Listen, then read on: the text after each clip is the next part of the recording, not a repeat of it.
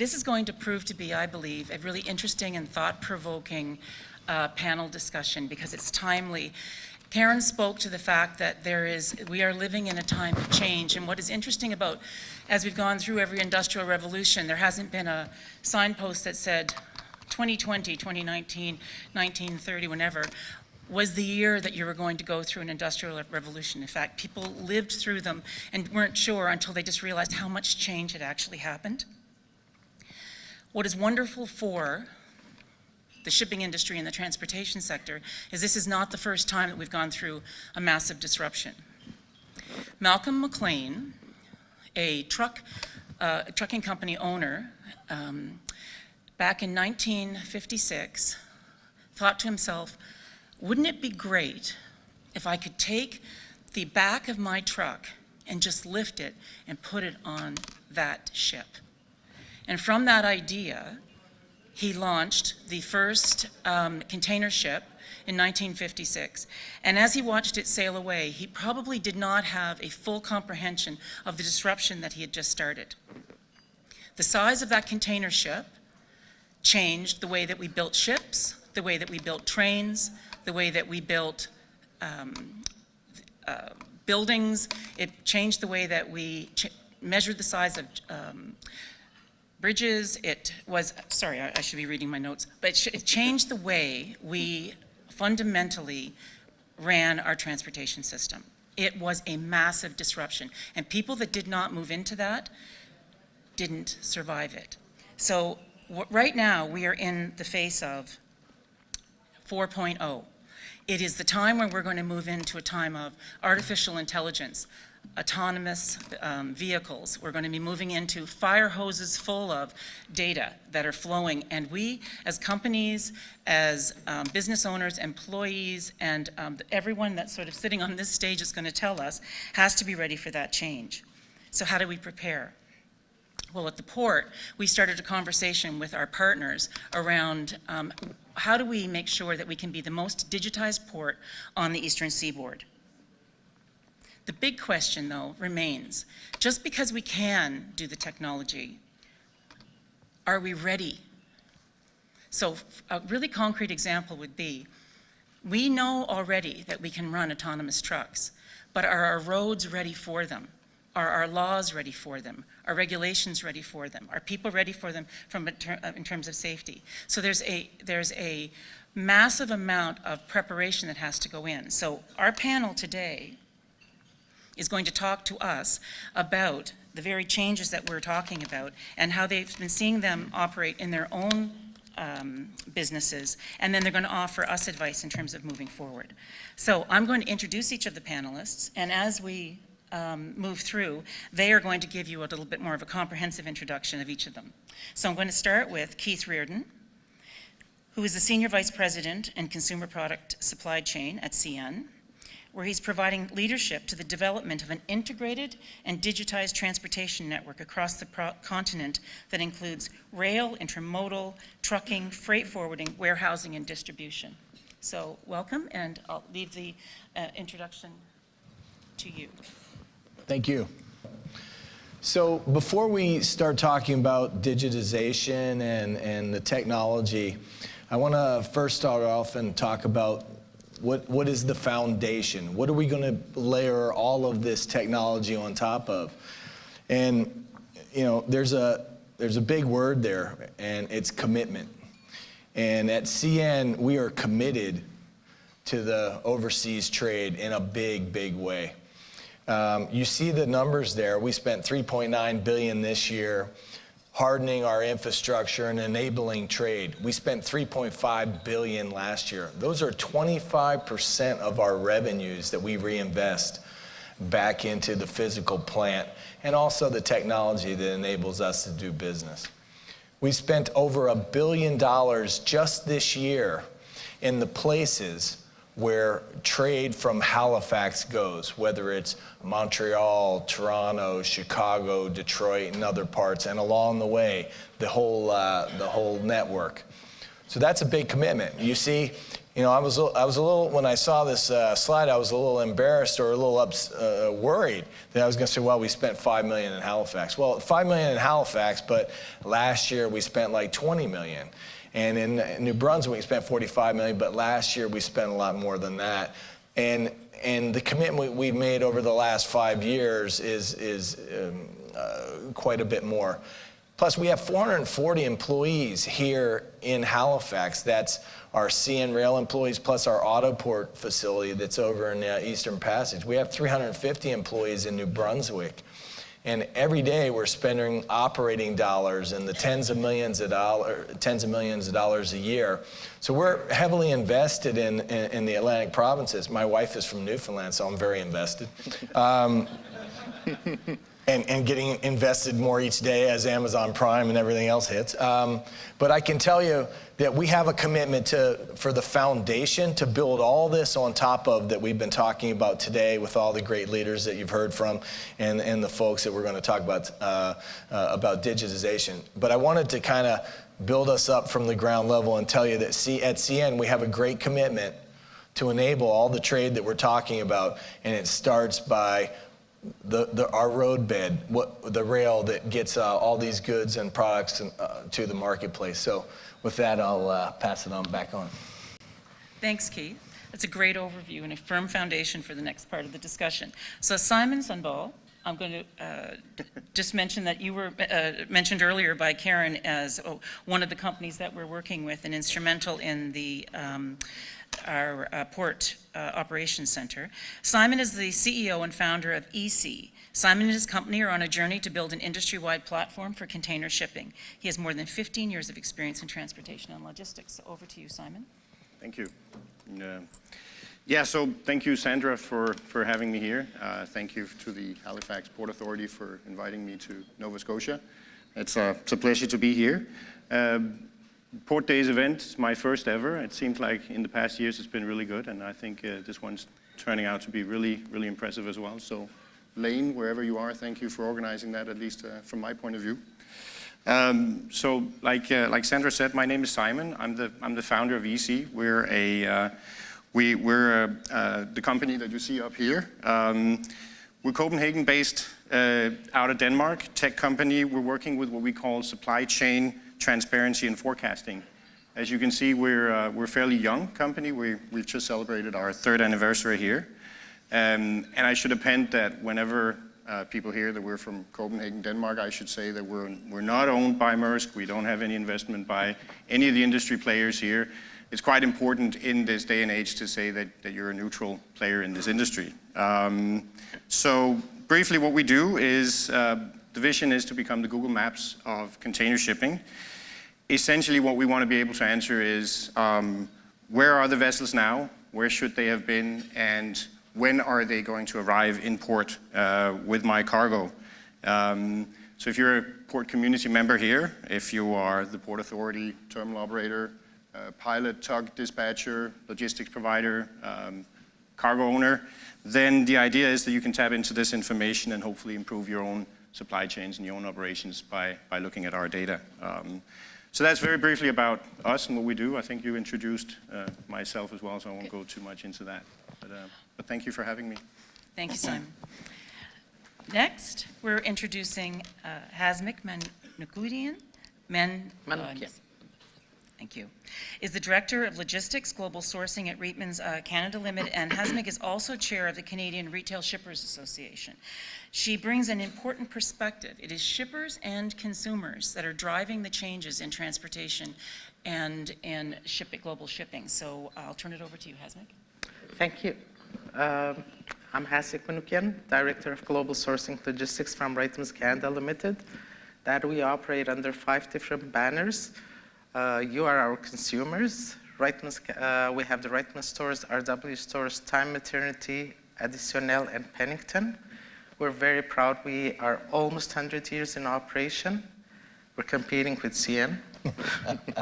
For age. Yes, yes, yes, definitely for age. And at the same time, I am the chair of an amazing association that we have been a member of, comprised It's called CRSA, Canadian Retail Shippers Association. It's comprised of various Canadian retailers, and they are right now here present, joining us for this conference. We've been shipping via the East Coast and the West Coast for so many years, and I have to admit, for the past 3 years, we've had an amazing partnership with the CRSA Logistics. We've done amazing things. We have advanced drastically. And it has been 6 years we had not visited Halifax, so this is our first time. I think we will be coming back every second year. Very good. Because we do ship the majority of our cargo via the West Coast, so we visit Vancouver, but we're definitely coming back to Halifax. Thank you for inviting us. Very good, very good. And last but not least is Adam Frank. He's the Chief Technology Officer, Security Intelligence at IBM Security. This is important work. CEOs globally have identified disruption in the supply chain as being the #1 threat to business today globally. So over to you, Adam. Perfect, thank you. So you may recognize IBM as a name. We've been around for 125 years, so just playing a little bit of one-up. I didn't realize it was a competition. Everything's a competition. Exactly, right? So IBM Security is a small unit within IBM itself. So we're around 8,000 employees globally, so we're small. In IBM land anyway. We're leaders in 12 security market segments. So that's things like identity, security information management, things like that, securing endpoints.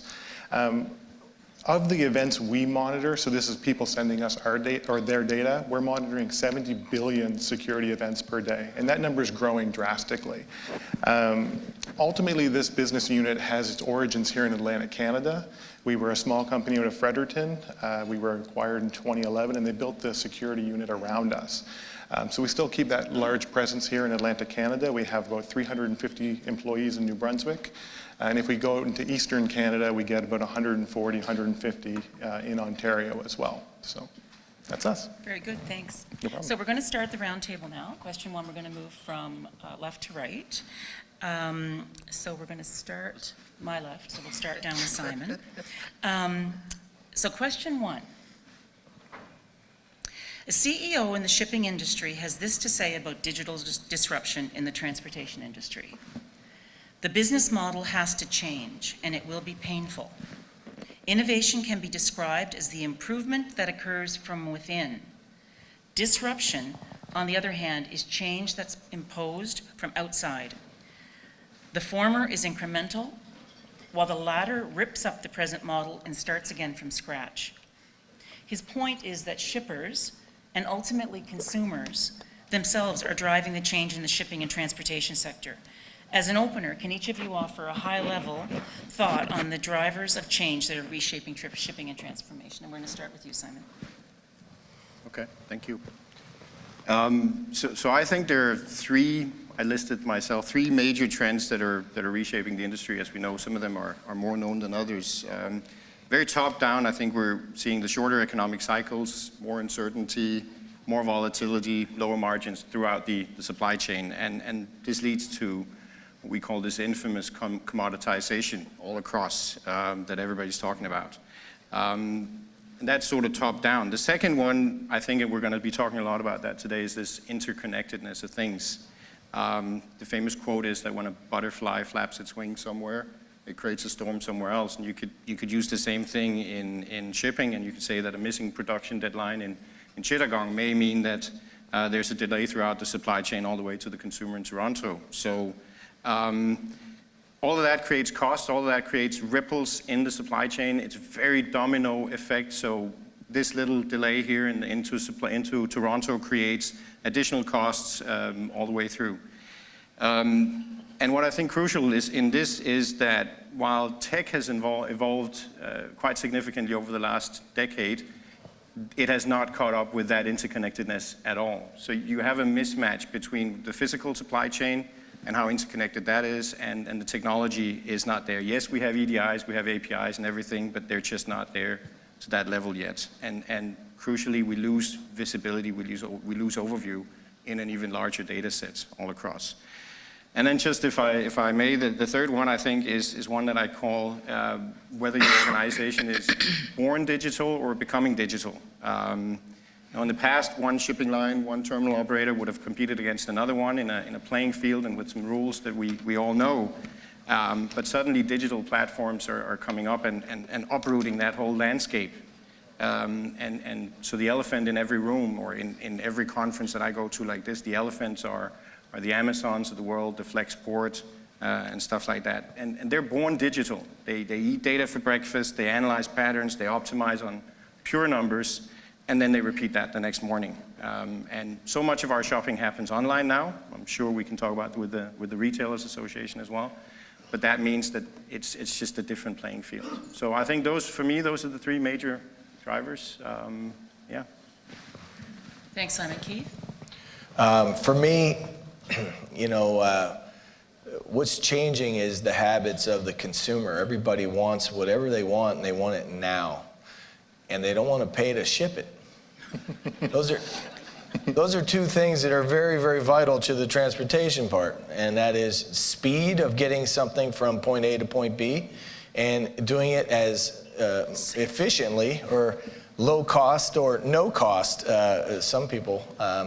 So it's very important for us to be as efficient as we can be and to take out all the waste in the system, whether it's the data that we're giving to each other and communicating to each other, or the actual movement of the goods, doing it as fast as possible and as efficiently as possible.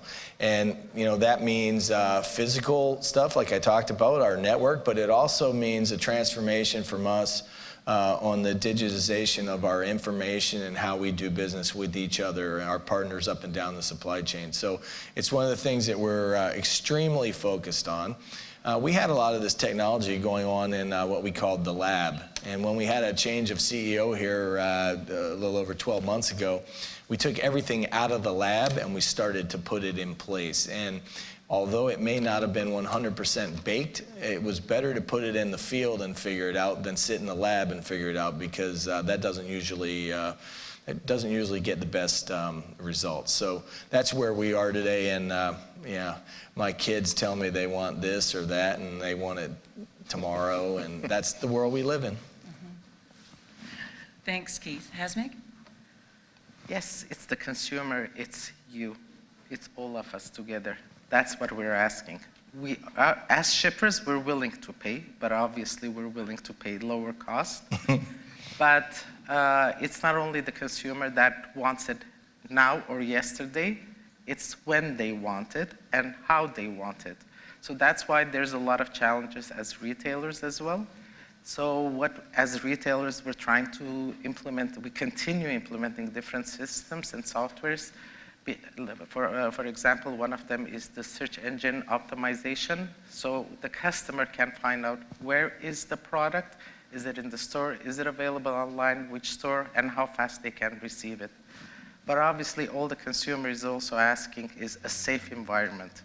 So that's why there's a lot of things that is adding on the cost. But I believe, as a retailer or as a consumer as well, I think we should all work together, and the government should support us at the same time. Because this is not only a retailer or a shipper or a carrier responsibility, it's the responsibility of the country and the government as well. Thank you. Thanks, Hasmig. Okay, Adam, over to you. Yeah, so I think one of the biggest drivers here is definitely the consumer. It sounds like what everyone else is kind of keying in on as well. I live in that world where anytime before 2 a.m., I can purchase something and have it the next day at noon. That requires a massive amount of infrastructure to deliver. There's a lot of prediction involved in what products customers are going to want, so we need to predict all that kind of stuff. As we're building these models of what needs to be delivered and when it needs to be delivered, we need to ensure that those models are protected. They're our own IP, so they're important to our businesses, and we need to protect those.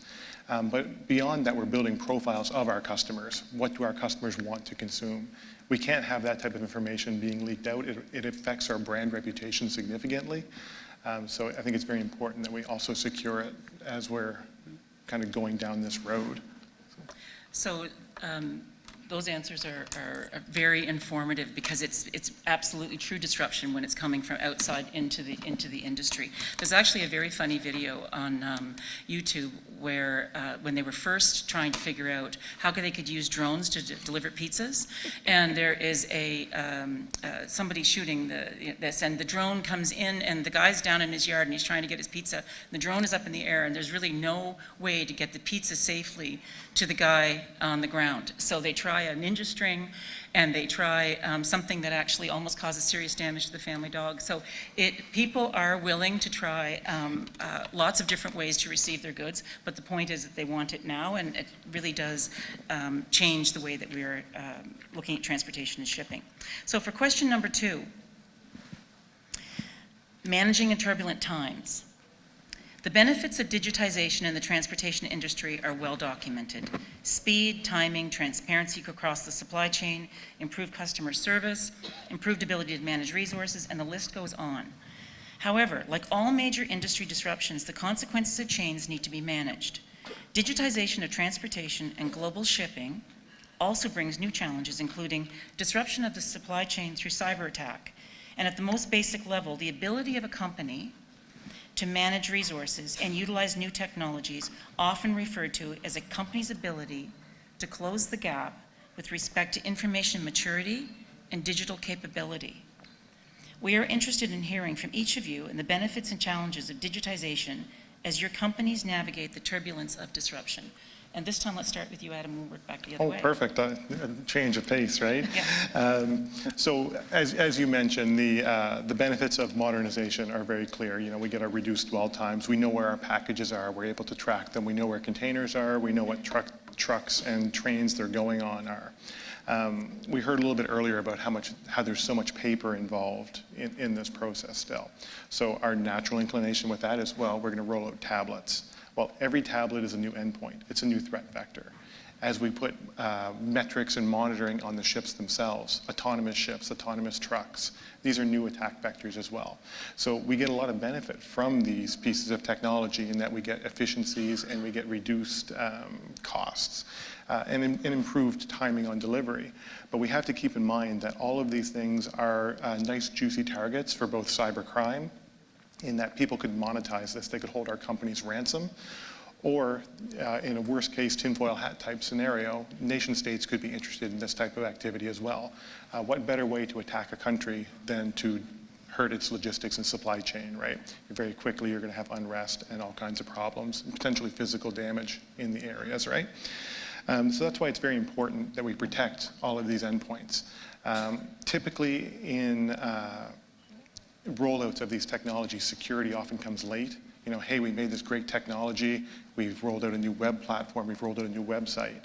And then security is brought in after the fact and says, oh, wait a minute, look at all these horrible problems and where data could leak out. So it's very important to bake security in at the ground floor when we're designing these solutions to make sure that they're as secure as possible. And part of that is just ensuring that the team can see it, but also developing remediation plans for when things do go sideways. So if someone compromises an autonomous truck, what's its plan B? What does it do? Does it stop? Do we have a way of controlling it outside of its normal channels? So I think that's some of the very important aspects we need to bring in as we're digitizing everything. Very good. Hasmig? For security, I will give very brief answer because that's not my specialty. We have a CIO who's here also for CRSA. He's doing his great job for our system, for the transportation. And we do, as a retailer also, we do have a CIO at Reitmans who is responsible for the security.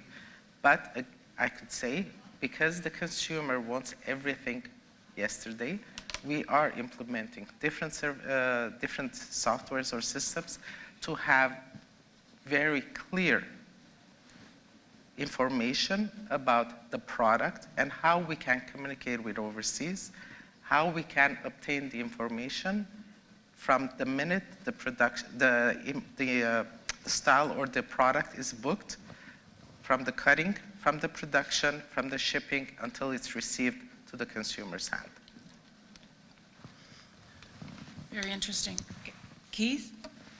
So, you know, data integrity is very crucial. The the safety of that data, that's very crucial, and we work with our partners up and down the supply chain on that. But I'll tell you what else is important is the safety and security of the goods and the people in the municipalities that we ship these goods through. And I mentioned some of the technology that we've got out of the lab and put into production. And two things that are really, really cool is one is our track inspection process. We have people that are out on our right-of-way that are driving in what we call high rail vehicles, and they're inspecting the track as they go along. And they're trying to make sure that they see things before they happen, so we don't have those bad things, called derailments and the like. When those people are out there driving on our roadway, on our right-of-way, that means that trains aren't running, and that means our capacity is constricted a little bit. So a lot of really, really smart people are trying to figure out how can we do both at the same time, and how can we continue to evolve to be even safer. Well, what we do is we've now created these box cars, and we have quite a few of them out there, and we're going to be continuing to add to that pool of them. And they're there, and inside they have all this technology. There's LiDAR, there's all these types of cameras and sensing capabilities that as they go over the railway, they're trying to determine defects, whether it's in the rail, whether it's in the ballast, or whether it's in the rail in the ties. And by the mere fact that they're going along at track speed, and there's not a guy in a high rail, and there's not stopping trains, we're able to provide more capacity to our customers, but we're also doing a better job inspecting. And then the folks that were doing the inspecting, they now can go fix the track as opposed to inspecting the track. We have the exact same thing, a mirror image going on with our the maintenance of our rail cars and our locomotives. And so now we, instead of in the lab, we put out there in place, and one of the first places we did this was in Winnipeg. So there are these portals, and it was funny because we were talking with somebody last night, and as drivers were going through portals at our inland terminals, like in Montreal recently, where we've just put these types of portals in, the drivers thought they were being X-rayed as they went through. So there was a big thing, they thought we were X-raying them. But these portals that our rail cars go through, there's thousands of photos being taken per second, and they again are inspecting the health of those rail cars. What normally happens, and it happens today, and will continue to happen until we work with the regulators to get approval to use this new technology as our only way of inspecting, is we have two carmen on both sides of the train, and they'll walk a 12,000-foot train and inspect each and every car. It takes a lot of time. Plus, if that's what you do each and every day, you might miss one, right? And not because they want to, but that's the human nature. So we're trying to take human nature out of the inspection process and put the people who are doing the inspections in the place to actually fix things. So we feel by those two technologies, those two things that we're doing, we're going to be safer, more reliable, create capacity for our customers, and actually probably make it a better place for our employees to work as well. So those are some of the things we're doing from a digitization standpoint. Thanks, Keith. So, Simon.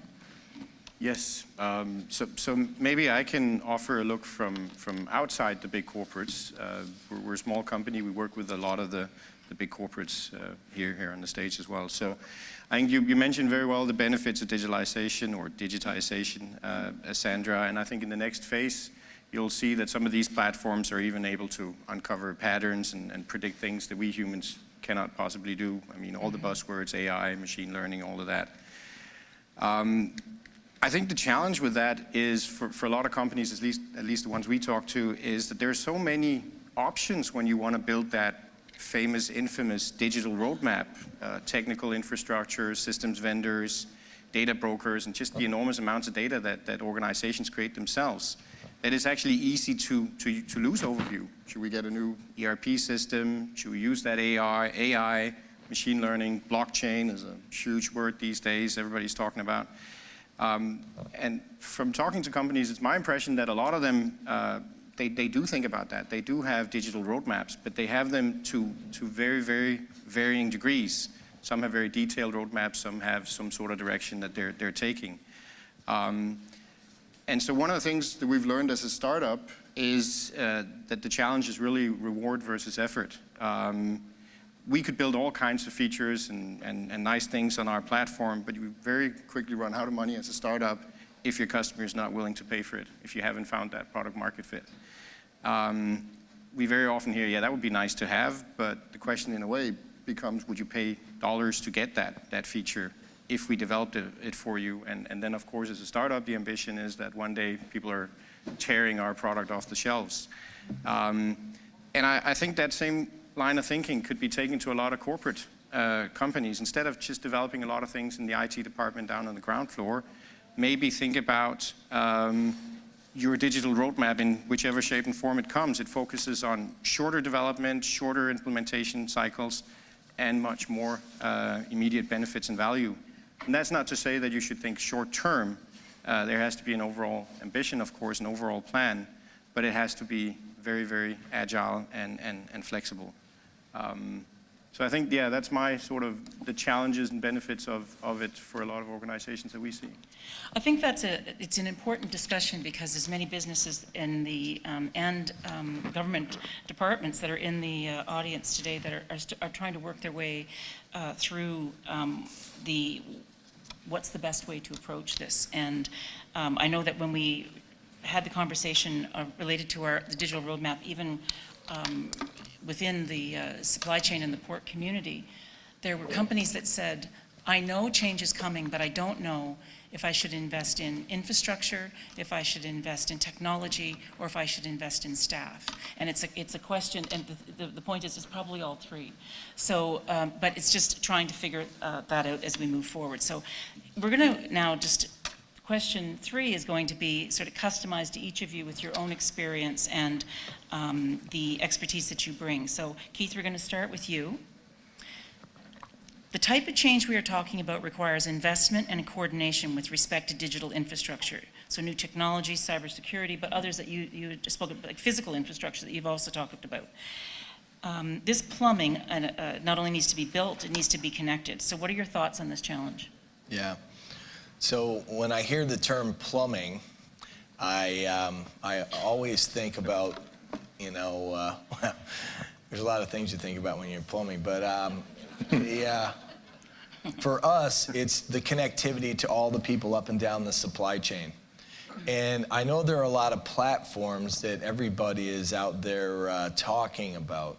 And, you know, you mentioned blockchain and all these things. What we know that we need to do is we need to support everyone. There's going to be many, many different platforms. There already are many platforms. We have a lot of different customers that have their own systems and they want us to connect to them. And you know, they're like, are you EDI? Well, EDI takes us so long to connect, and now there's different ways to do that connectivity. And one of the things that we've all talked about is we need to be Switzerland. We need to be accessible to everybody, and we need to be very diplomatic in our approach to how we work with our customers and supply chain partners. So we're focused on creating connectivity to everyone and making that plumbing work with any type of platform that it needs to be, because we have to be very, very flexible.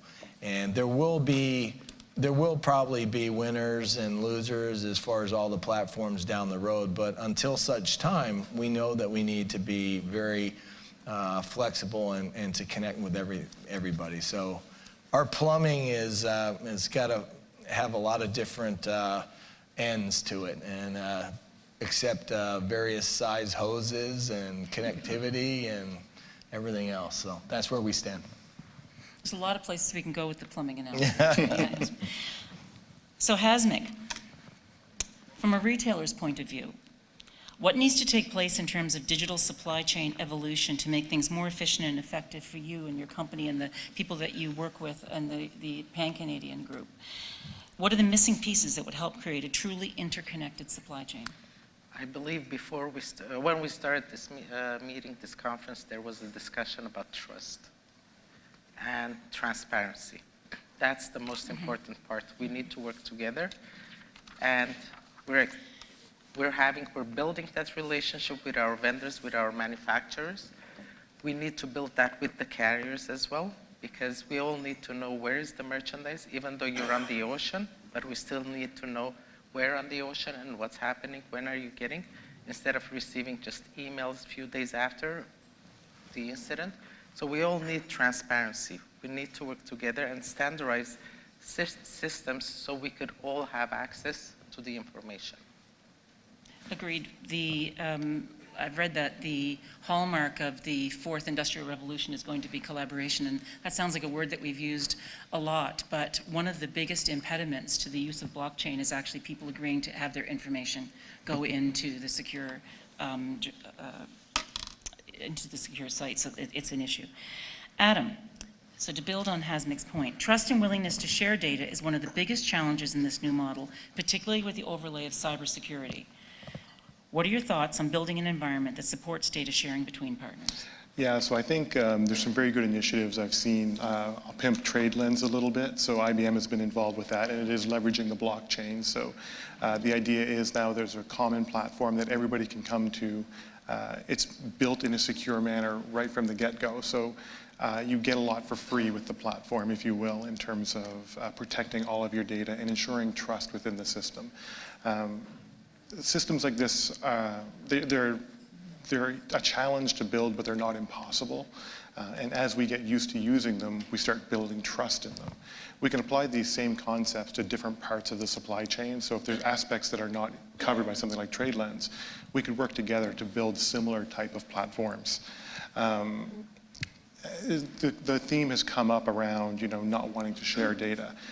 It's kind of our inclination to work within our little silos and not share with our competitors.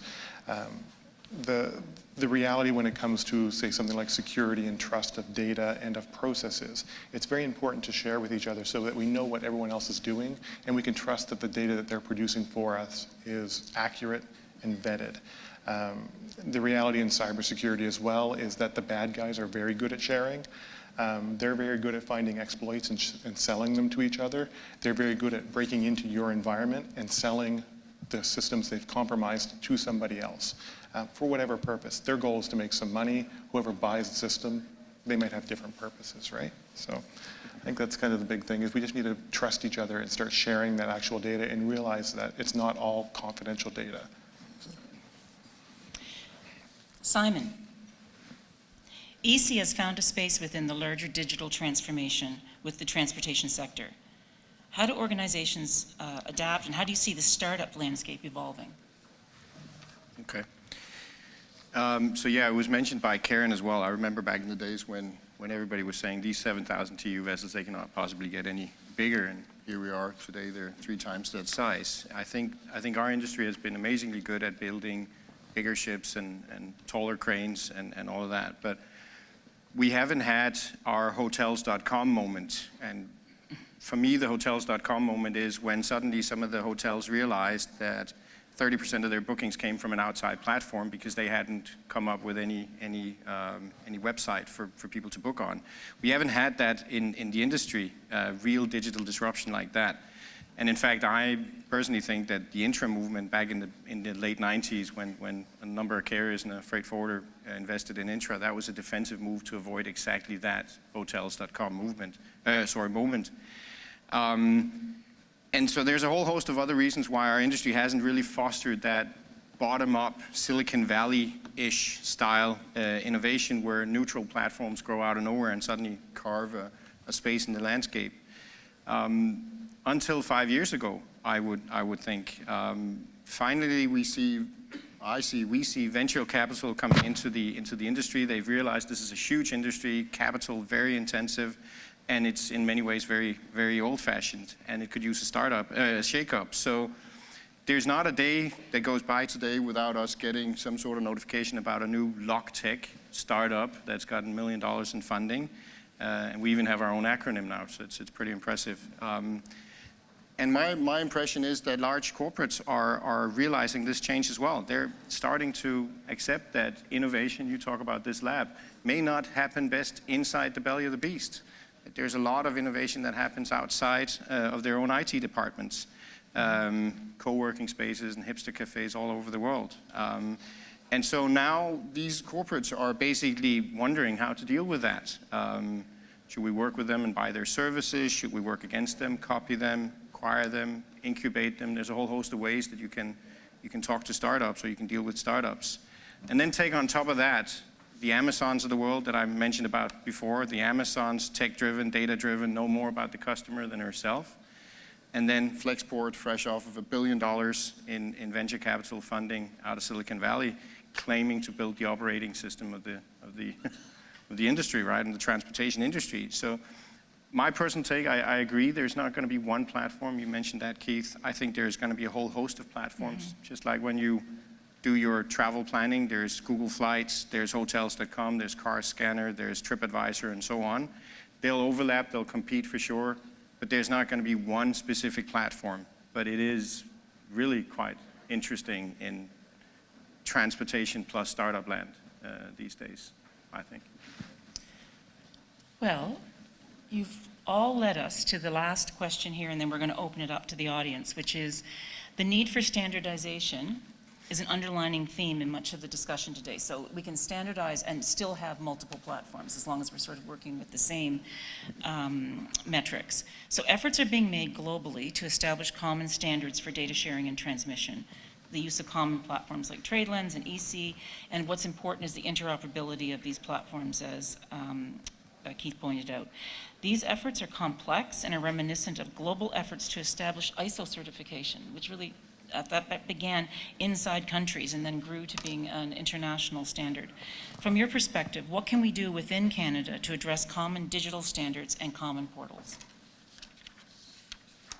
And let's start with Hasmig. Interesting. I believe the government has already started that, and they play a big role, but we need to support each other because we all need it. And even though we've been having some difficulties, but I believe it's supposed to be up by 2021. So we're really looking forward to it because that's going to improve in different ways and will support the customers. When I'm saying customers, meaning the shippers, the members, or the importers. It'll be as strong as the number of people or the companies that use it. Keith?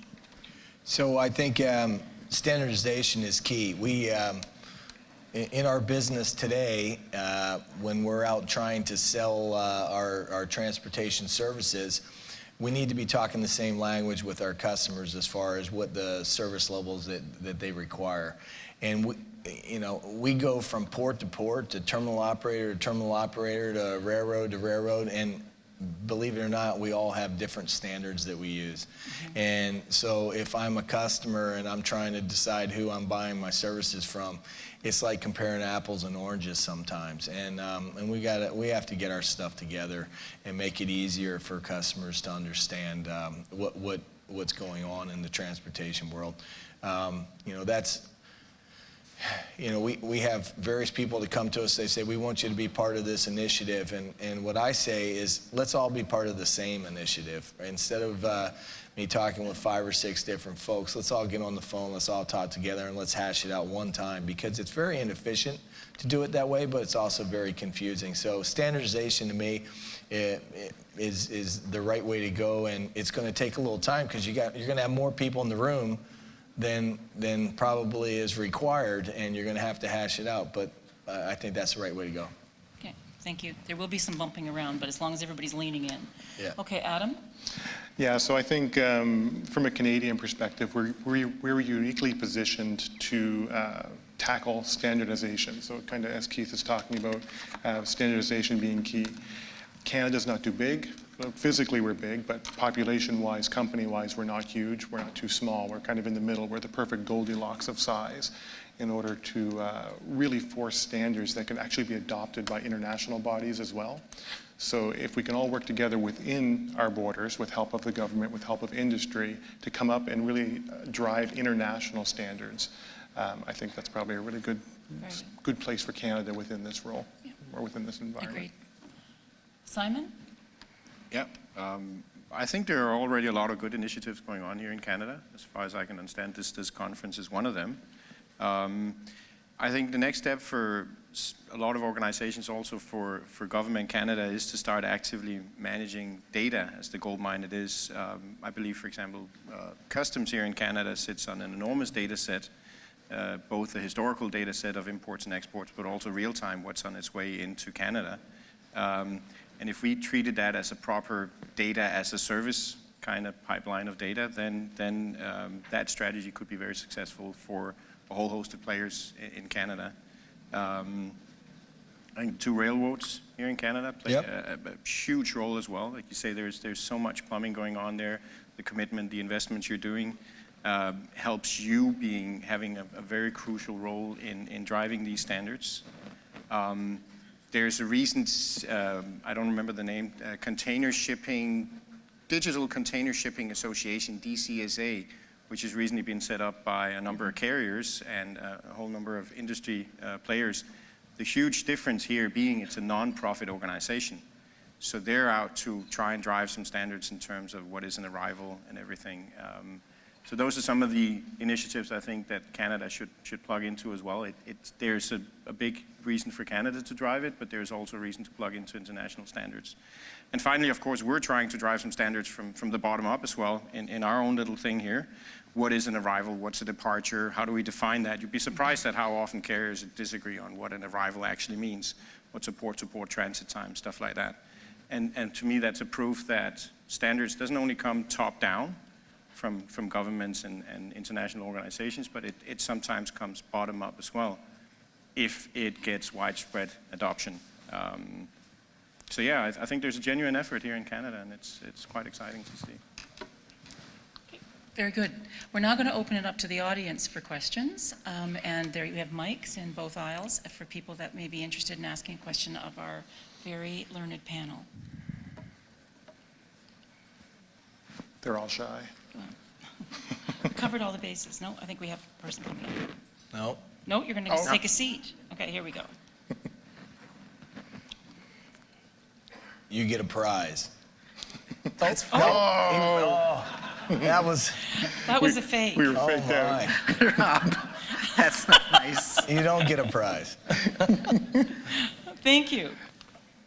Hi, my name is Pamela Rubush from TSI Group. My question is around blockchain. How much will it keep the bad guys out as more people adopt into the blockchain process?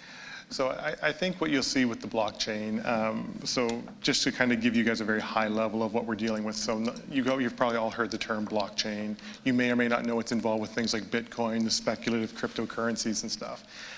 At its core, what you have is a shared ledger. So we all basically subscribe to a network, and we put records in there. So we say, at this time, I shipped this package, or at this time, I added this document. That goes into the ledger that we all share and we can all validate. So what it allows us to do is if bad guys do get into this environment, which they could find their way into it, right? If they were to start compromising the data within the ledger, we'll be able to identify that data that's been compromised and say, you know what, this data here is now invalid, and we can correct the data from other members of the ledger and basically keep that nice shared distributed block within the environment. So won't necessarily keep them out, but it allows us to spot them and correct the problems they put into it. So the TradeLens platform has a lot of that baked in, and there's a lot of good material on the website around how some of that works. Thanks, Adam. Any of the panelists want to tackle that? No? Okay. Any other questions from the audience? All right. You've all prepared a piece of advice to give to this audience, and in Nova Scotia and Atlantic Canada, and right across Canada, there are many small businesses that are trying to find their way in this digital disruption. What is a piece of advice that you can provide to the audience and members today, whether they are employers, employees, business, government, that would help them prepare and compete in a rapidly changing environment? Cool. Okay, So I can start with Simon. Okay. You were eager. I was eager. I got it. All right. I think it's easily said that technology alone is never the magic wand. We've been over that a couple of times. Before you even consider a technology or platform, I think it's crucial for a company to know what are the problems that we're trying to solve in the business. And only after that do you start scoping out and scouting for solutions. And then I'll come back and repeat what I said earlier about being nimble and agile. Just focus, even as a corporate, also as a startup, but as a corporate, focus on shorter development and implementation execution cycles. Focus on much more immediate rewards and measurable rewards, so we're getting it out of this what we wanted. And then finally build feedback loops constantly into that development cycle. I mean, it's standard IT development as we know it, but build feedback loops into those new solutions so you constantly make sure that you're getting the reward out of what you have actually put effort into building. That would be my primary Very good. piece of advice. Adam, you were interested in jumping in. I was very interested in jumping in to kind of lead on or continue on what Simon's saying in terms of building in these agile processes. Make sure security is a part of that. You're never too small for security and security practices, right? We need you to be thinking of what are the threat vectors, how can I mitigate them? If you're a company of 4, you still need to be concerned about this type of stuff. If you can't bring the expertise in-house, you can definitely contract it from many different companies in the industry which do this. But we've seen some of the largest breaches within the industry come from some of the smallest players. They compromise a small player, move to a big player. We need to prevent that kind of stuff from happening. Very good. Hasmig? I believe partnership with the right people, it's the right thing and the right direction to go, because you need to partner with the right company and use the right system, obviously, because you need their support and you need their feedback. But that reliability is very important. So there's a big game going on, and there's big competition, be it in the retail industry, be it in the transportation or the logistics, but the partnership is very important. Very good. Thank you very much. And Keith? So I view the situation we're in with this fast-changing environment on technology and all, similar to when I moved my kids to Toronto like 8 years ago from Chicago.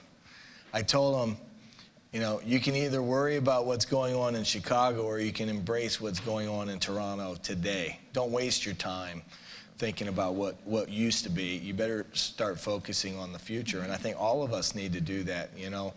As somebody who worked at a company who had a lot of change back in the late 90s and early 2000s, and you hear it in the transportation sector now called PSR, and what is that? You know what, that's just running a good business. And for those of us that adapted and embraced the change and helped construct it, we did a lot better job than those that were sitting there fighting it. So I think as all these things are changing around us, if we can figure out how to adapt as quickly as possible and partner and collaborate with everybody, we're going to be much better off moving forward than if we sit and we try and you know, kind of stiff-arm the pace of change, and because we'll get run over if we don't, and that's from corporations, but that's also individually as well. So thank you. The big messages that I took away today are that the change has happened, and it will continue to happen, and that it's no point fighting it. What's important is that we collaborate and we work together. So I just realized, Derek, were you coming up close to the mic to ask a question? Because I was looking for you earlier. I wasn't sure if you wanted to ask a question of the panel. It's called thinking on your feet here. How do we make sure that all the players that are out in our community enter the new platforms safely. So in other words, talking from a security perspective, we looked at some of the major breaches in the greater industry, came through vendors that plugged into big companies. How do we protect the players that come in, and how do we ensure we as a player get recognized as a safe player? So I think a lot of that is coming down to the sharing of practices, right? So using, say, identity management. So we know who's logging into our endpoints. We know they're authorized to access these things. If we're all sharing our practices and are following some type of standard, like in the, for example, in the energy generation industry, we have something called NERC, which is basically a certification that people, from a cyber perspective, comply to. So if we know if people are compliant with that, we can trust that them as an organization are meeting certain criteria. There's some concepts within cybersecurity around providing the least level of access necessary. So as a partner or as a provider, you're coming in, I don't give you access to everything in my entire environment. I say, oh, you need to access these 4 websites, these 3 APIs, and here's the data you're allowed to access. So I'm going to share what's necessary and what we need for the business and the organization, but nothing more than that. So then if you as a smaller player get compromised, you're not moving throughout the larger network, basically wreaking havoc as we go. The specific example I was thinking of when I mentioned that is it was an HVAC company, so a retail company had fridges. They were smart fridges. They were controlled by a centralized company. So this one company controlled 30 or 40 different stores worth of smart fridges. Okay, seems like pretty easy. Well, that company got compromised. The attackers moved from there to those smart fridges. The smart fridges weren't segmented. Basically, they could reach anywhere else in the network. So they went to where they wanted to go, which was the payment card system, and started just taking out credit card information as it was being processed, essentially. So massive, massive record dump, easily preventable by restricting the access and ensuring the people who are coming in were trusted. Thanks. So speaking as a non-technologist, probably more so than anybody here, we had a couple of breaches in our industry, and the folks that managed that sort of thing at CN were very, very quick to react. In my opinion at the time, overly quick to react. That was my thought process. However, what they did to kind of shut off the plumbing, so to speak, from the people that were trying to do bad things was really, really smart and very effective. I was upset because I thought our customer would not like us that we reacted so quickly. In fact, they praised us for acting so quickly. So somebody who doesn't deal with it every day, I thought we overreacted, and safety, security, it's true. It could take down a company. It could take down, when you're talking about energy, it could take down a city. So I actually got religion that day from a technology standpoint. And to build on that, like the communication is part of this. When incidents happen, knowing how you're going to communicate this to your customers, to your employees, it's important to have that laid out up front, to have an incident response plan, to know that when this happens, here's the people we contact, here's the messaging we have, and here's the team we're going to assemble to respond to these incidents. It's very important.